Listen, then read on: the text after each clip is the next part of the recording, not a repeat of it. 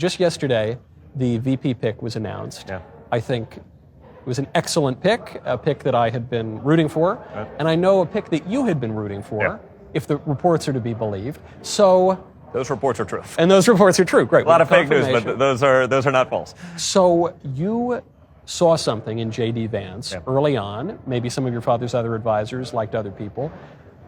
Why JD? Well, first of all, I've gotten to know him over the last couple of years, but I read his book when it first came out, and I was like, that's a guy you need in politics. Like the Hillbilly Elegy, the story of just coming from literally Appalachia and just growing into a business, and it just one after the other. I loved his military service, but it was right out of high school military service, not like, okay, I'm a consultant at McKinsey, and now I'm going to go check that box so that I can run for office one day. And it's like it's like a different motivation when you're doing it in high school before you know what direction you're going with anything else. But seeing the reality is seeing the way he'll go on CNN and MSNBC, and he'll go into like hostile territory and just destroy these people. I mean, he does a better job in hostile territory prosecuting the case for sort of the America First movement, for MAGA, than like the best Republicans do on like Fox News when they're like pitching T-ball. And I'm just like, that's a guy that can resonate. He can break through. When you talk about sort of the Rust Belt and you talk about sort of the electoral map, this is someone who can play in there. And it's interesting because all these, so many of the haters, and you got to remember, even a lot of the political advisors, they're on someone's payroll and no one knows, so they tell my father something, but they omit the important details. Right. They tell him just enough to get the answer that they want, but not the right answer. Of course. Politics is a disgusting game. I was dealing with that for the last couple of months as it related to this. I'm like, well, did you know this? I was like, oh, no one told me that. I'm like, seems like a big one. He goes, what's going on? It's so sick. And and that's all from our side, frankly. Right.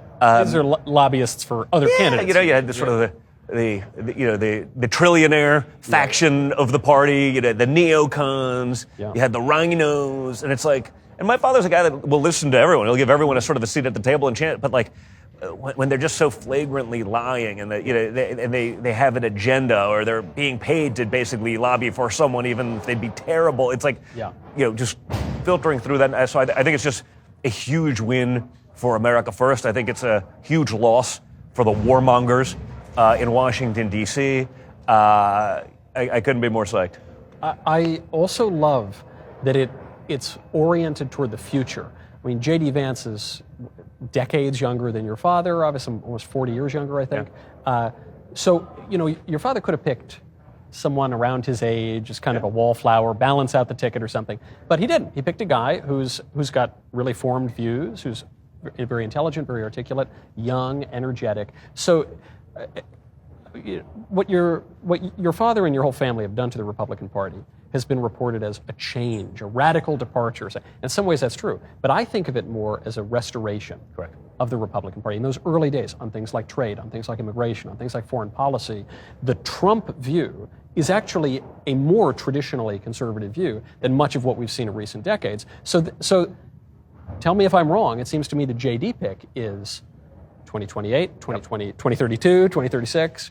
That for me, as someone with young kids, again, I want to have a country we recognize. I don't want it to be, well, it was MAGA for 4 years, and then we went back to the old ways. Yeah.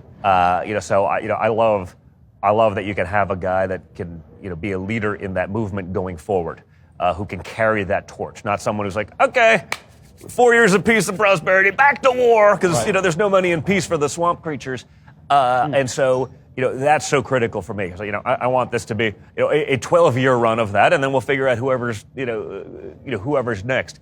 But, I think you're right. You're going back to the ways, but more importantly, I think you're going back to actually listening to your constituents. So many of these guys in Washington, they get voted in to, prosecute the case for their people. Then they get to D.C. and then they do the opposite of what their people want, and then, they change their tune around election time, and then they go back to do it. And, just having someone who's actually willing to fight for the will of the people who put them into office, rather than just take the easy route and just conform to the swamp is, I think that's a really huge deal as well, and that's something that's been missing from our party. And I think there was an apathy from our voters even when they see it. It's like, I know it's not even worth. Trump changed that. I think this gives sort of Trumpism, MAGA, America First, however you want to call it. a real great leg into the future. So, speaking of personnel, I'm not asking you to cast your father's administration, the number 47, but surely some people come to mind that you could envision being important leaders.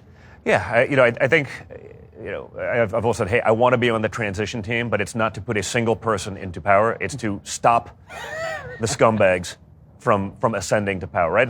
Just as important as putting people. Well, more important. Maybe more I think, important. Listen, yeah. I think the guys that sort of tell you what you want to hear, but then do the opposite, or slow roll something, or in politics, in business, it was always like you sort of understand what people's motivation is, right? Whether it's wealth creation or money, whatever, like you kind of understand where they're at. So in politics, it's like people will sell out their cause to get a good story written about them that they'll leverage into some sort of other next position that they're, ultimately leads to a board seat at Raytheon. That's all crazy. My whole thing is like, I just want to stop the scumbags. And now that we've been in there for 4 years, and more importantly, now that we've even had 4 years out, watching how people react, see how they are as it relates to my father and the movement and the people once they think, hey, well, Trump's out of it, 2021, 2022. So they go back to the old ways. It's like, that's a guy that's just telling me what we want to hear. Let's just make sure they don't have a seat at the table. It's a great point on politics and business. Not that I have a lot of business experience. I think you've had considerably more. But I have a cigar company, a few other things. Yeah. And I noticed I was in politics first, and then I have this little cigar company.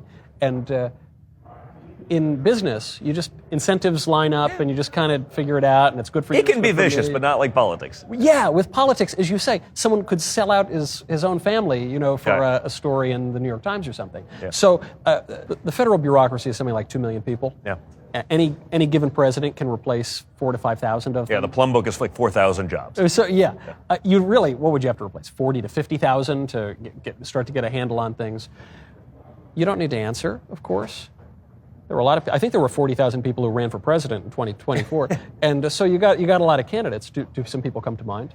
I think you definitely do. You ultimately need people who are tough enough to actually go in there and not get enveloped by that bureaucracy. The people who are tough enough to try to get rid of some of the bureaucrats who are, not the elected or appointed positions, but the people that have been in there forever, that slow everything down, create the bureaucratic red tape in Washington, D.C. that have no outside experience. So I'd love to bring in a lot of people, frankly, from the outside who have been successful outside of the swamp, not creations of it. Yeah. I think there is a lot of talent, I think, that'll be willing to do that now, much more than they would have in 2016, right?